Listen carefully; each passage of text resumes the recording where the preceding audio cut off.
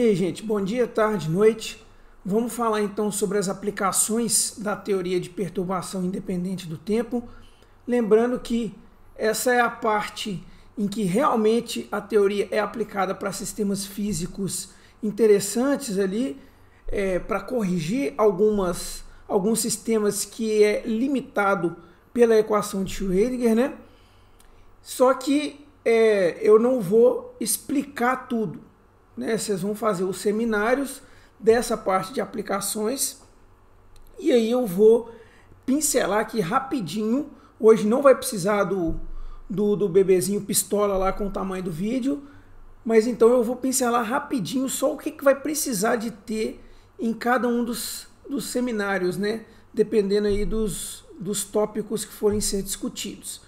Então, ok, como que você aplica a teoria de perturbação independente do tempo para sistemas reais? Então, a primeira aplicação que a gente vai estudar, né, mesmo que seja nesses seminários, mas a gente vai estudar,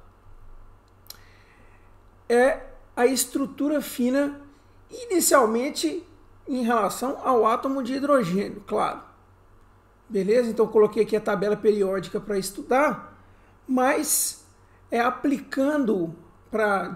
coloquei a tabela periódica para ilustrar, né, essa parte de estrutura fina, sendo que a gente não vai ver, obviamente, a gente não vai ver a tabela periódica inteira. A gente vai ver aqui, ó, estrutura fina, nós vamos estudar o hidrogênio, e aí são conceitos que você poderia aplicar para estender o seu entendimento para outros átomos, ok?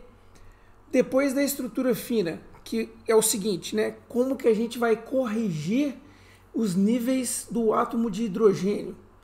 Então, princípio de exclusão de Pauli, dois elétrons não podem ocupar o mesmo estado quântico.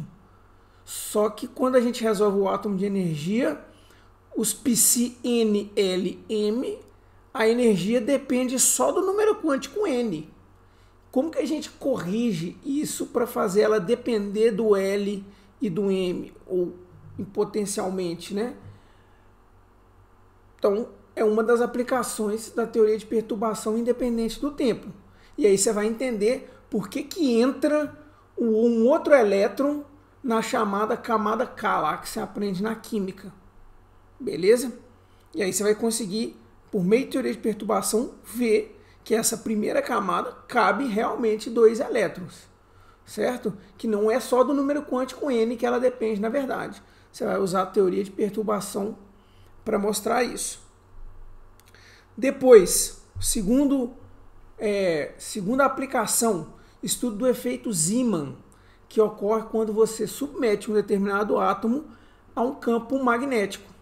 Então, esse campo magnético ele entra como uma perturbação independente do tempo, né? Se o seu campo magnético não variar com o tempo, ela é uma perturbação independente do tempo.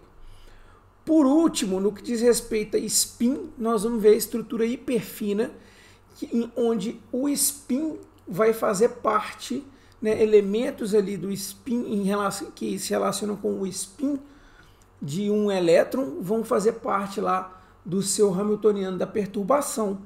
E a estrutura hiperfina ela também trabalha a ponto de corrigir níveis de energia de átomos. Então, vamos dar uma pincelada rapidinho em que vai precisar, né, em que você vai... quais são os passos que você vai ter, que você tem que ter em cada um desses seminários. Quando você for falar de estrutura fina, você vai, primeiro, onde você precisa modificar o seu hamiltoniano para obter a estrutura fina de um átomo de hidrogênio, por exemplo.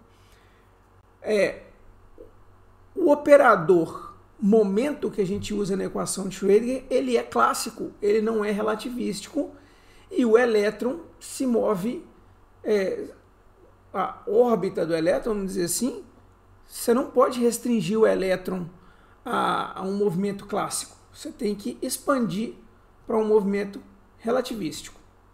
Então, a primeira parte da estrutura fina é em relação à correção relativística do movimento do elétron. Isso combinado com a interação spin-órbita, que é o fato de que um elétron, que é uma carga elétrica em movimento, ele vai interagir com campo magnético.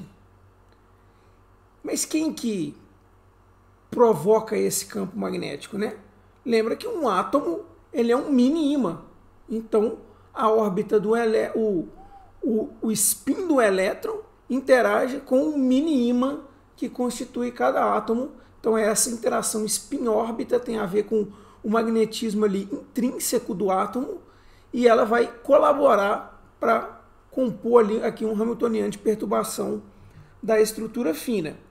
Dito isso, né, além de definir o hamiltoniano da perturbação, igual eu já falei, você vai tentar usar aquele teorema.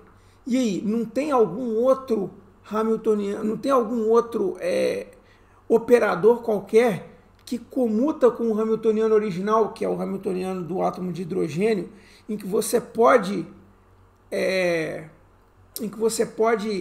tomar para você as autofunções desse operador e usar como bons estados?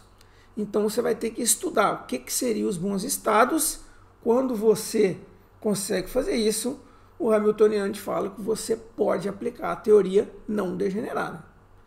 Beleza? Passando para o efeito Zeeman, a ideia vai ser a mesma. Então, como você monta o H' e o que exatamente que interage com o campo magnético interno, campo magnético externo, né? A gente vai ver que se tratam de momentos magnéticos, né? Um em relação ao átomo ser um ímã, o outro em relação ao elétron ter spin. Mas e aí? Como que você trata o problema de acordo com a intensidade do campo magnético? Você vai ver que o problema pode ser dividido em efeito Zeeman para campo magnético forte, para campo magnético fraco e para campo magnético intermediário. Não precisa preocupar com o intermediário, que o intermediário tratado pelo Griffiths é de acordo com aqueles coeficientes de Clebsch-Gordon, de spin que a gente não estudou. Então, nós vamos nos concentrar no campo forte e no campo fraco. E aí, como que você trata o problema de acordo com a intensidade do campo magnético? Então, o seu H' vai mudar conforme o campo magnético for forte ou fraco, tá? E aí, em cada um desses casos, você vai ter os chamados bons estados diferentes. Então, quais são esses bons estados e quais são os argumentos para você usar um tal conjunto de bom estado para campo forte e um outro conjunto de bom estado para campo fraco? Argumentou, pegou emprestado lá, usou o teorema, você parte para a teoria não degenerada, que a gente já viu lá no outro vídeo, que quando você tem ali os bons estados, aquele termo WAB0. Seguindo, o que você vai fazer na estrutura hiperfina? A estrutura hiperfina é uma correção que vem da interação spin-spin, né? Então, spin do elétron com spin do núcleo agora, tá?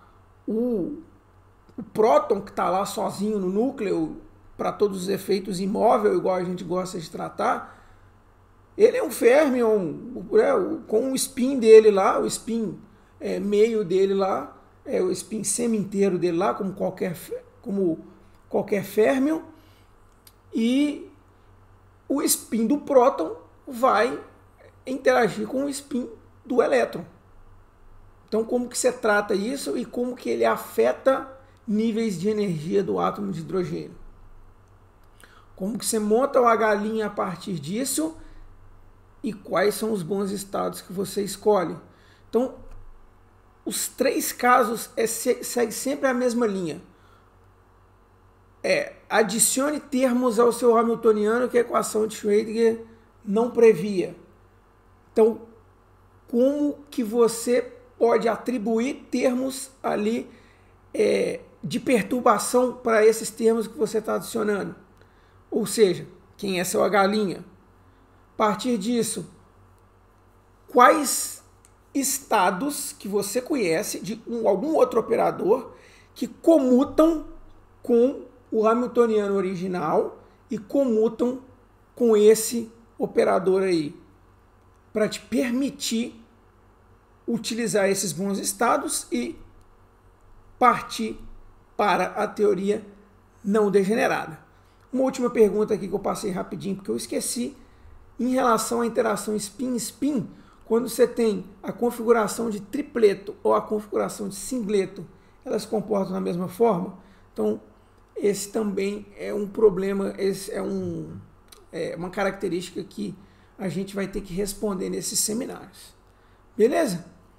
Então, isso fecha, essas são as aplicações, né, da teoria de perturbação independente do tempo, da parte degenerada, em que você acha esses bons estados para furar a fila e usar aquele teorema que a gente viu no vídeo anterior.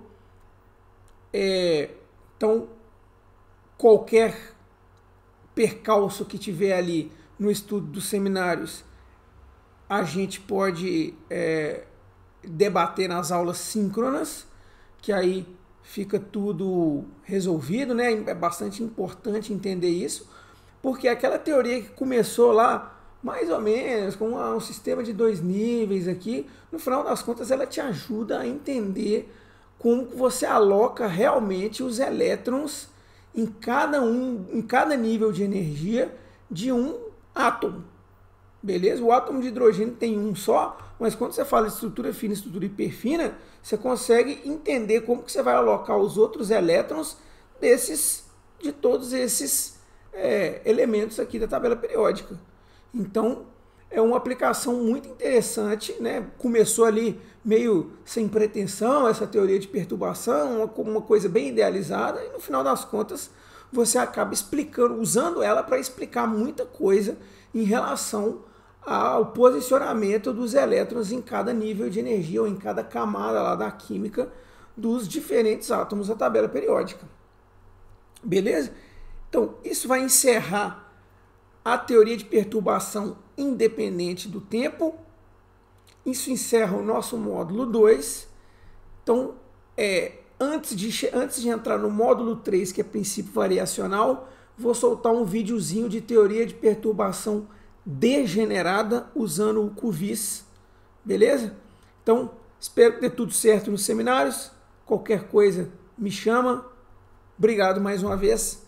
Até a próxima.